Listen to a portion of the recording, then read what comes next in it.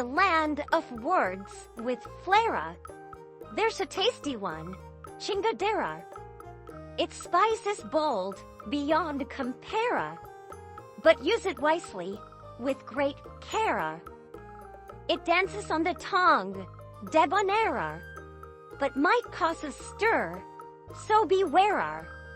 Chingadera is fun, a word so rare. Just be mindful when you share.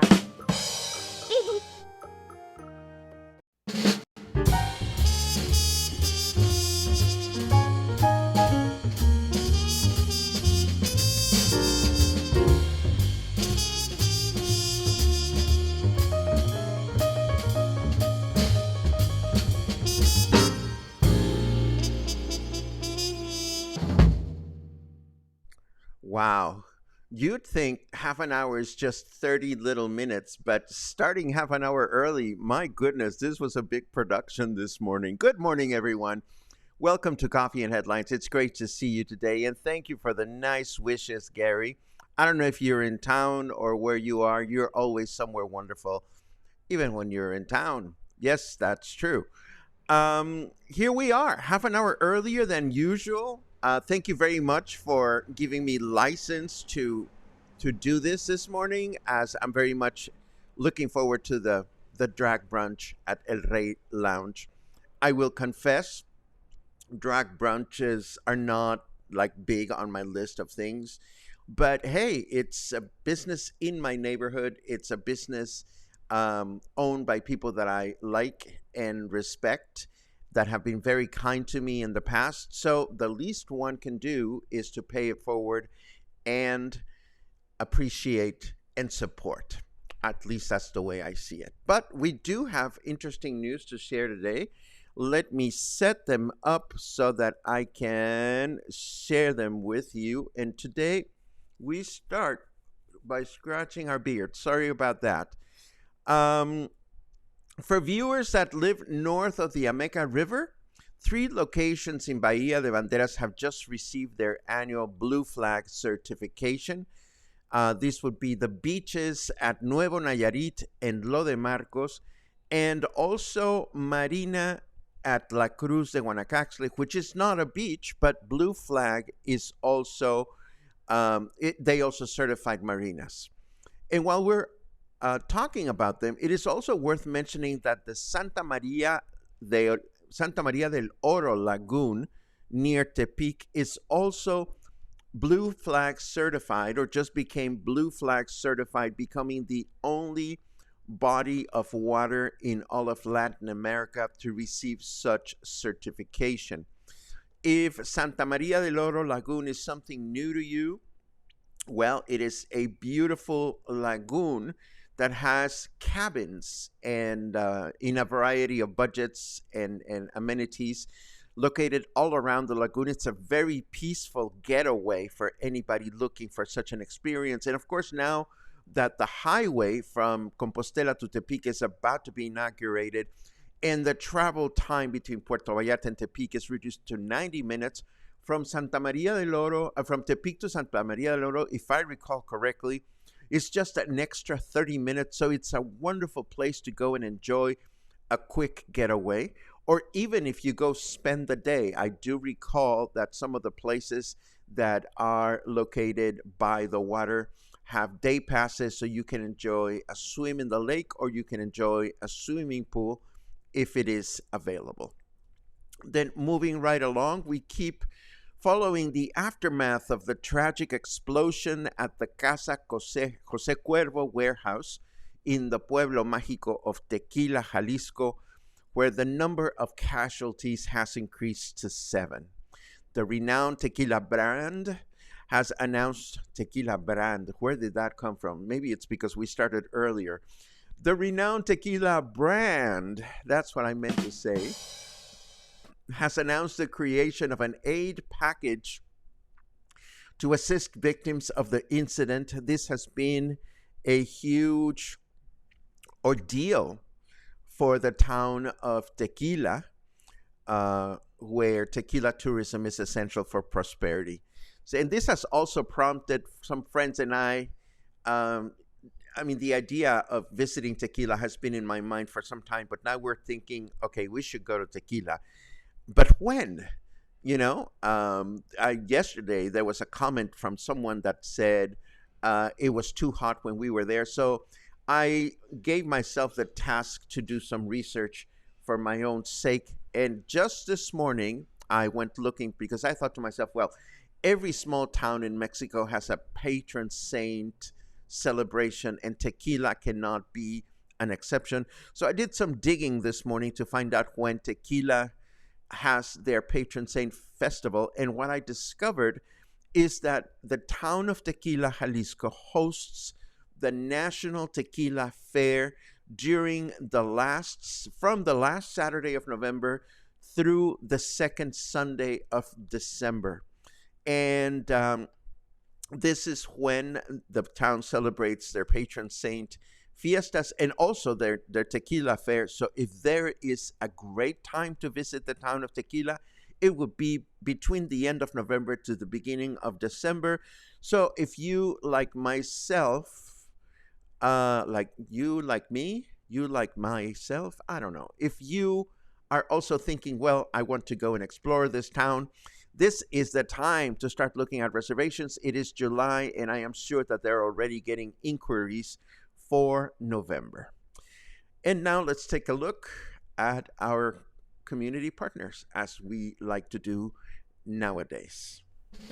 Coffee and Headlines is brought to you by the generous support of our viewers and the following community partners: Best Cord Cutting TV, Bravo's Restaurant Bar, Joint Boutique Hotel and Co-work, Oculto, and Siam Cocina Thai. Thank you for your support, and thank you for supporting our community partners. Yes. And let's see what we have. Oh, Snarky Weatherman says, I tried to send cybernetically enhanced zombies to represent Antarctica in the Olympics, but the IOC, the International Olympic Committee, won't let anyone have any fun. I do know that yesterday was the opening ceremony, and I hear it was absolutely fantastic. I didn't get a chance to see it because I was immersed in Drag Race episodes in anticipation to the grand finale of RuPaul's Drag Race All-Stars yesterday, which was great.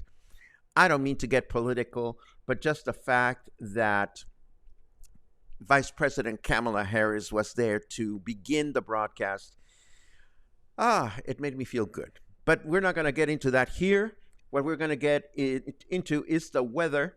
It is 28 degrees right now. Humidity is at 74%. And today we can expect clear skies in the morning with rain in the afternoon, a chance of rain of 21%, a high of 32, and a low of 24. Then tomorrow, Sunday, rain in the morning with thunderstorms in the afternoon, a chance of rain of 47%, a high of 32, and a low of 24.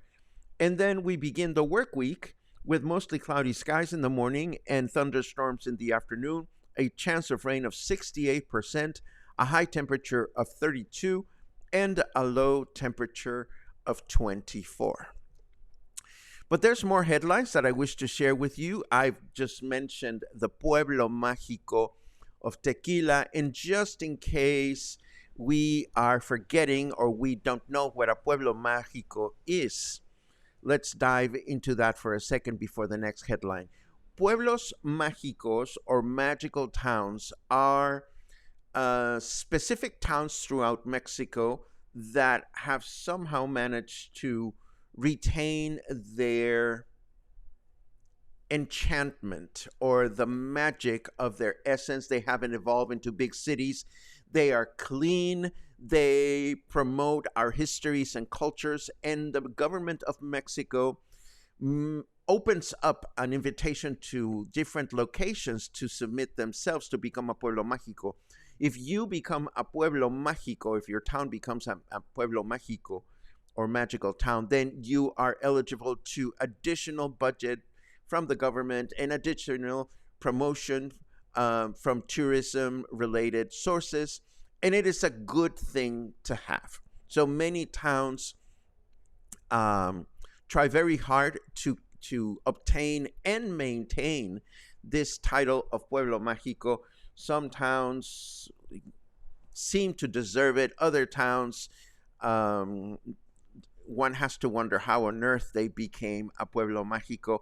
There's been, for example, a lot of controversy around Sayulita, which may be quaint and all that stuff, but with Sayulita's problem with sewage, one really has to wonder how they became a Pueblo Mágico. Why are we talking about these? Well, I just mentioned the town of Tequila as a Pueblo Mágico, but also I came across this article on Tribuna de la Bahía recommending 10 Pueblos Mágicos or magical towns near Guadalajara worthy of visiting. The good news is that they are all within reach of Puerto Vallarta should you be considering a quick getaway. And they are all within the state of Jalisco except for one. The article mentions them briefly, so I'm just going to give you a quick summary. First, they start mentioning Tequila, which of course is the town where Tequila was born and how we got started with this whole conversation. Then they mention Tlaquepaque, which is renowned for its rich artisanal tradition, and it is located within Guadalajara. So for all intents and purposes, you can go to Guadalajara and spend a day in Tlaquepaque and take care of that in a day or two. Then the article mentions the town of Tapalpa, which is perfect for nature lovers due to its mountainous landscape and waterfalls. Then the town of Mazamitla, which is known by some as Mexico's Switzerland. It's full of rustic cabins, and it's surrounded by thick forests. Then, of course, there's our beloved San Sebastián del Oeste, which, as we know, was a very prosperous mining town at the beginning of the 20th century, and then everybody left when the ore depleted, and it's growing, but it remains essentially the same town as it was way back then. Then the article mentions the town of Ajijic, located right by the Chapala Lake, south of Guadalajara, which is a great destination, very popular with English-speaking folks, and there's a lot of water activities there. The article moves on to Lagos de Moreno, which is a town close to the border with Querétaro, where you can find a lot of historic buildings and churches and architecture. Then there's Talpa de Allende, which we've been mentioning lately as well. It is an important religious destination, and if you recall, we mentioned a few days ago that a local touring company is organizing a day trip to Talpa de Allende by bus. And then there's the town of Mascota, which is on the way to Talpa de Allende from Puerto Vallarta, where you can enjoy horseback riding, hiking, or simply chilling. The town of Mascota is as mellow as it gets. And then finally, the article mentions the town of Jiquilpan in Michoacán, which is 2 hours away from Guadalajara and is full of history and culture. And I must admit, I know nothing about that town. The others I have either been to or have researched because of their proximity. But, you know, if you have a vehicle or if you know how to get around on the bus system, a lot of these towns are really, really worthy of spending some time. Or get a group of 5 to 10 people and rent a van and just have a van get you there and back. It is a great way to explore all these destinations. And it seems like exploring destinations is a common theme this morning. The last news item that I have to share with you has to do with the Maya train, which now features sleeping cars. So you can travel in luxury all around the Yucatan Peninsula. So now, moving forward, each train on the routes features a restaurant car, a kitchen and cafe car, and 2 sleeper cars in addition to the regular seating cars. So the Maya train is becoming increasingly interesting to explore, and I cannot wait to do that when the time becomes the time to do it. I have so many things on my bucket list, it's not even funny. Let us move on to our chit-chat section. Oh no, let me just give you one more reminder. If you're out and about tomorrow, there's going to be this Ceviche and Aguachile Festival in Parque Hidalgo. It is free. although I suppose you will have to pay for all the beer and artisanal drinks and other spirits that they will have available. So if you want to check this out, this is tomorrow from 12 at noon, at 12 o'clock. I don't know what time it ends, but it should be happening around the middle of the day. And that's what we have. Let us switch over to chit chat mode.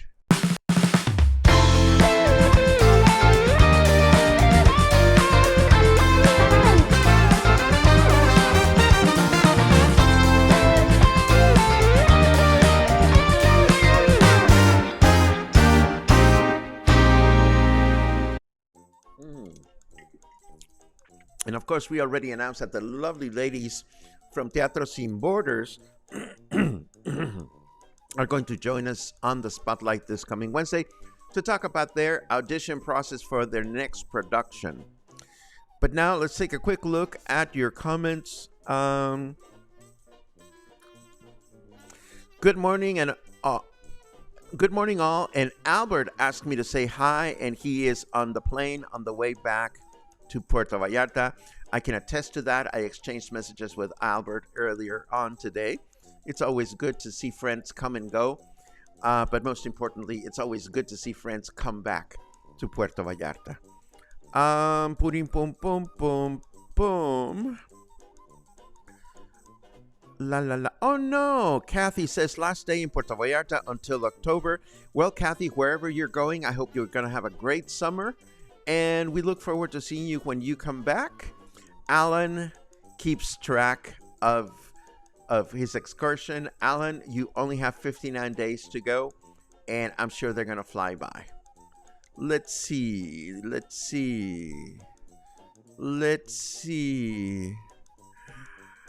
I heard about this. Celine Dion was stunning, and her voice is still so powerful. From the opening of the Olympic ceremony, it's worth a Google search to watch. My hope is that I'm going to be able to find the entire ceremony posted online somewhere, and I'll get to watch it tomorrow during the day, as I'm going to be tied up with errands throughout the day today. Let's see. Oh my goodness, lots of comments about Celine Dion make me want to watch. Oh my goodness, look at all these comments about Celine Dion. Well, I suppose I have my work cut out for myself as far as trying to find the broadcast, but not today. We'll leave that for tomorrow. And I have 40 minutes to get ready for brunch. I love it. Thank you so much for giving me the opportunity to connect with you a little bit earlier than usual today. But I was really thrilled to share all these exploration ideas. I do hope that as you broaden your comfort level here in Puerto Vallarta, you will consider some of these amazing, some are day trips, others are overnight or weekend getaways that you can enjoy using Puerto Vallarta or Guadalajara as your departure point. Have a great weekend. And I'll see you again on Monday morning. Take care.